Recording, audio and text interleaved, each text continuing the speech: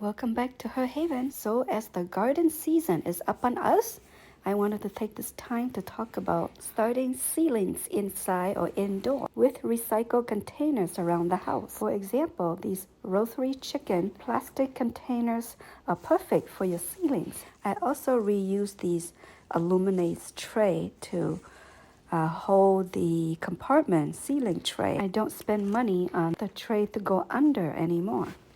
After I add the seeds to the soil, I use these recycle clear garbage bags to cover up the whole container, and then I use these spoons to make a dome to hold up the plastic garbage bag for when the plants starts to peek out. This is another nice container from Costco. When you buy croissants, you get these nice container, and they're perfect for starting seedlings. More reused containers from buying cookies or rolls. These plastic plates.